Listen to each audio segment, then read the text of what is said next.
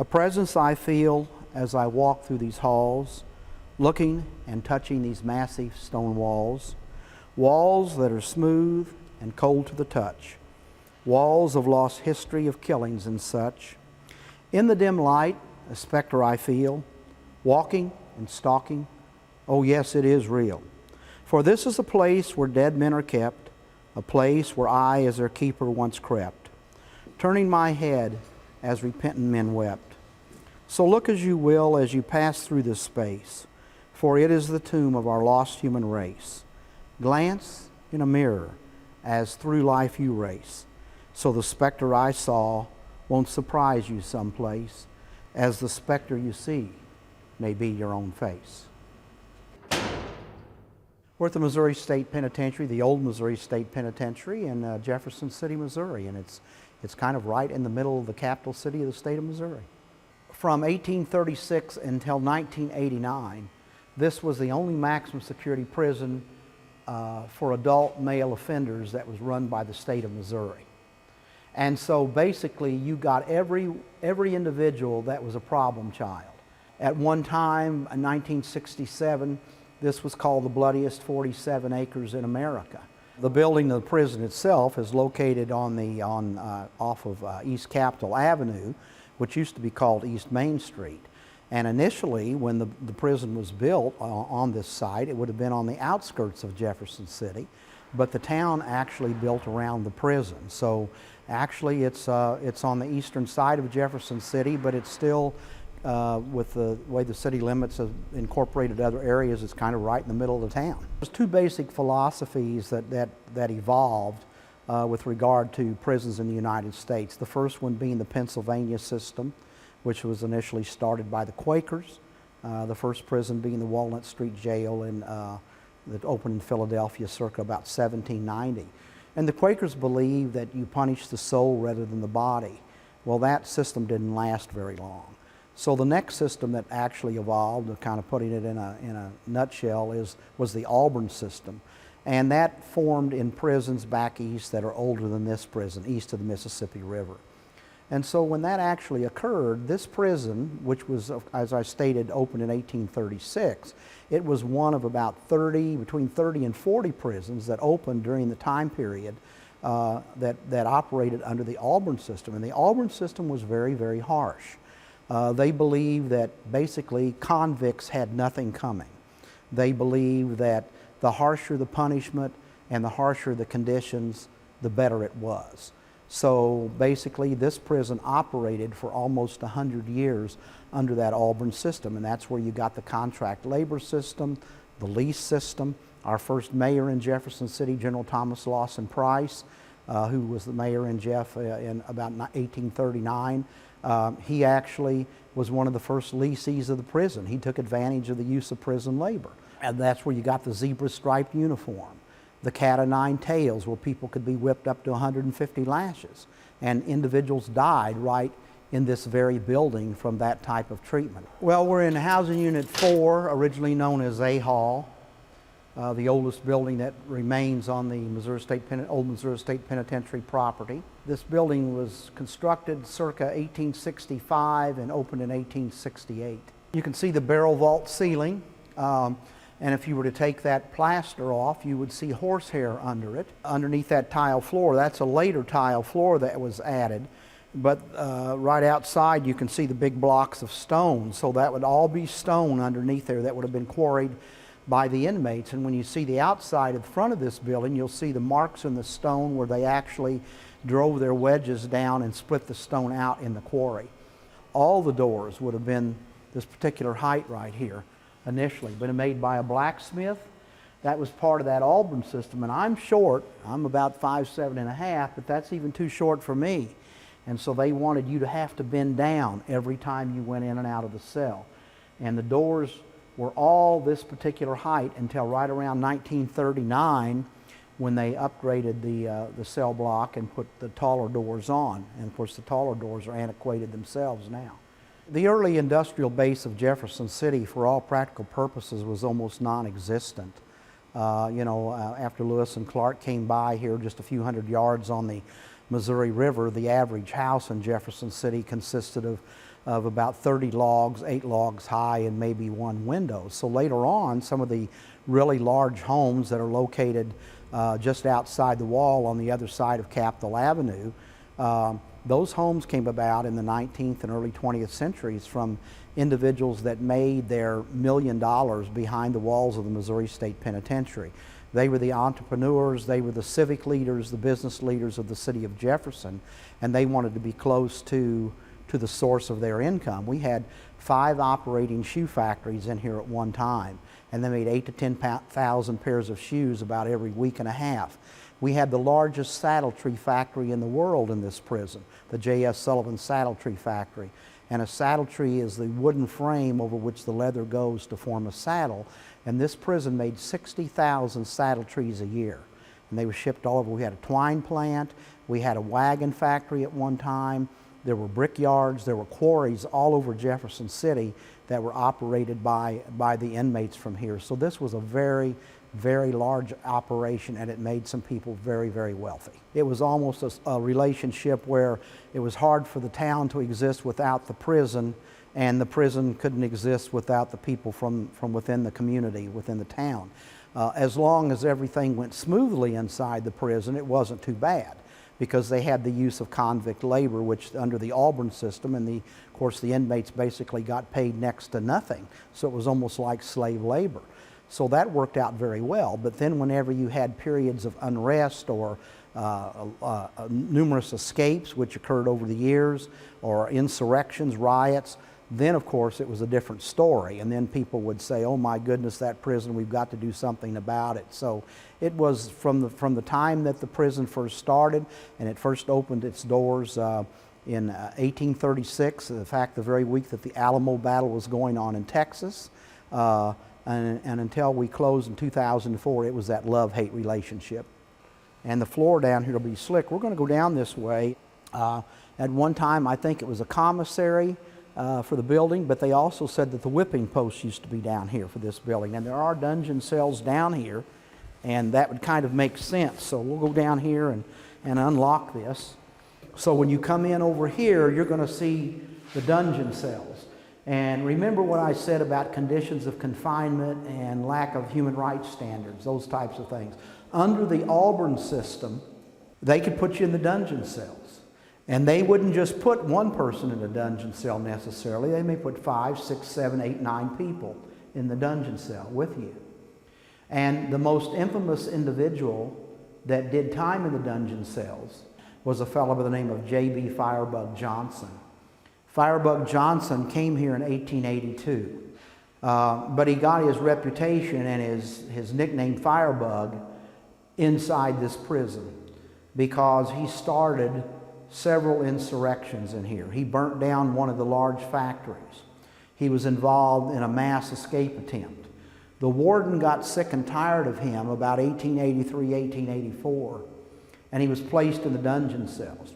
When he got out of prison, a book was written in about 1903 called Buried Alive, 18 Years in the Missouri Penitentiary, and J.B. Firebug Johnson tells us all about the dungeon cells. Imagine, look how smooth that floor has been worn. That bench would not have been in there.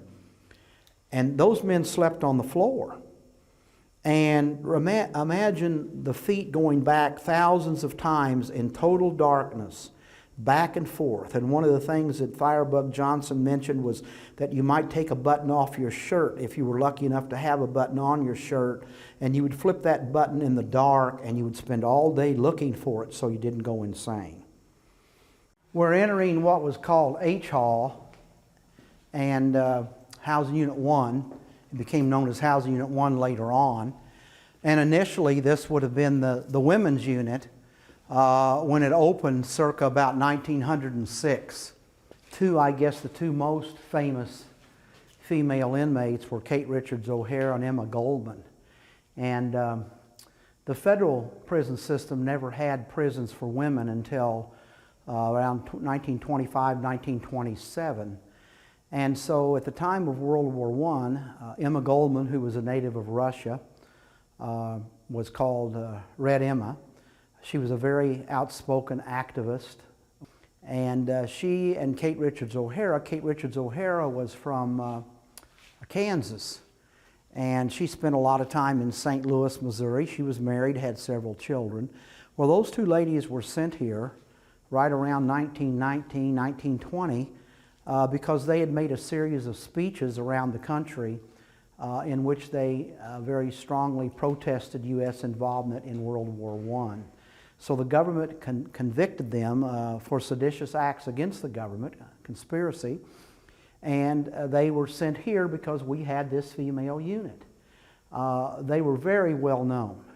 There were approximately 70 to 80 other female prisoners in here at the time, and you can see that this cell block is like a box within a box, pretty typical for the time.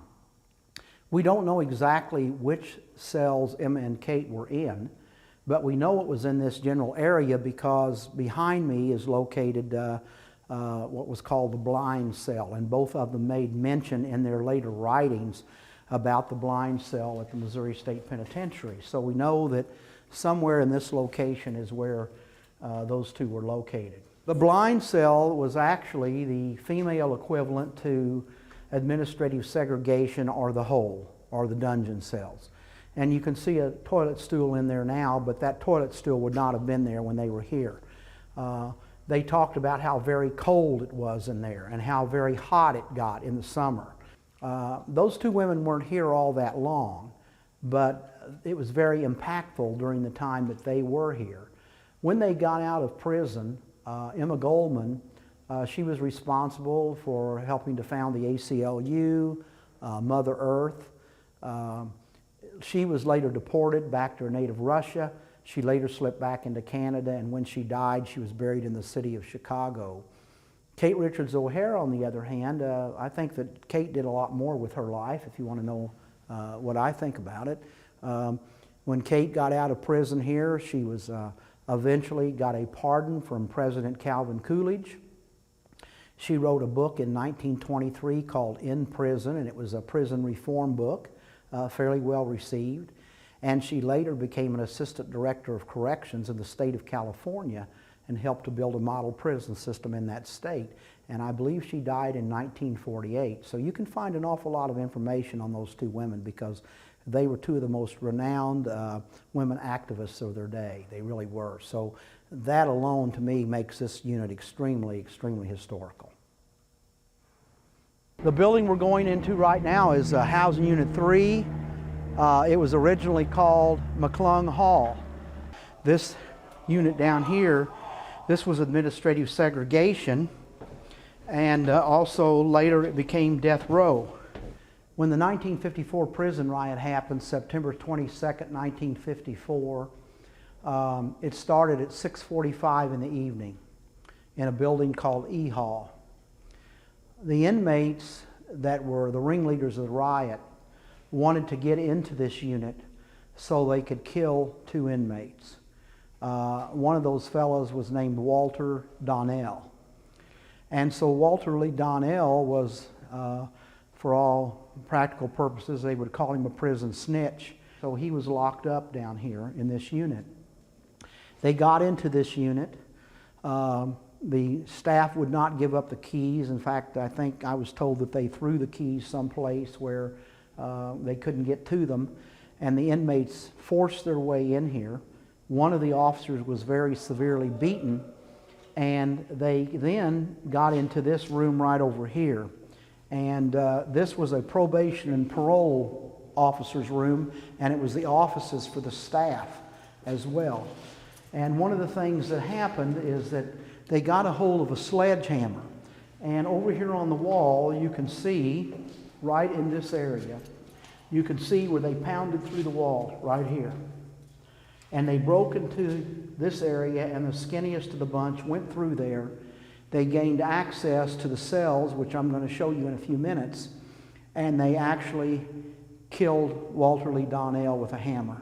Here's a cell that Walter Lee Donnell and the other inmate were in, these two cells, at the time that they were murdered. September 22nd, 1954 in the evening. There have been some pretty interesting people that have served time here behind the walls. Charles Arthur Pretty Boy Floyd arrived here in 1925 from St. Louis for armed robbery, and of course he became very infamous. After he got out of prison here, he was involved in the Kansas City Union Station massacre. Adam Ricchetti was later on in this prison, and he was down there on death row, and he was execution number 6 in 1938, and he was the driver for Pretty Boy Floyd in the Kansas City Union Station massacre. We also had James Earl Ray here, and he came here about 1960 for armed robbery. James Earl Ray, there was nothing really significant about him that made him stand out from what I'd been told. That was the, he came here before I was here. But of course, he became infamous in 1968 when he killed Dr. Martin Luther King. He escaped out of this prison in April 1967.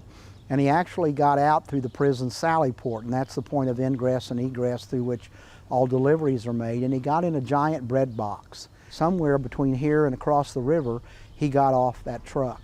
And at the time, the reward for James Earl Ray was $50. And that was a standard amount for any inmate. Well, after he killed Dr. King, of course, the U.S. government had a real high price on his head. And we still had an active warrant for James Earl Ray right up until the time that he died down in Tennessee. Sonny Liston did time here, and he was over there in A Hall, cell 33. Came here in 1950 for armed robbery. I believe Sonny was like 14 or 15 children. He was illiterate. The staff here actually helped him with his boxing career and helped him to obtain a parole because they saw that this man had tremendous talent. This institution is a piece of national history. And I guess sometimes people want history to be all about the good things, but history is as it happened. And this facility is a sociological classroom.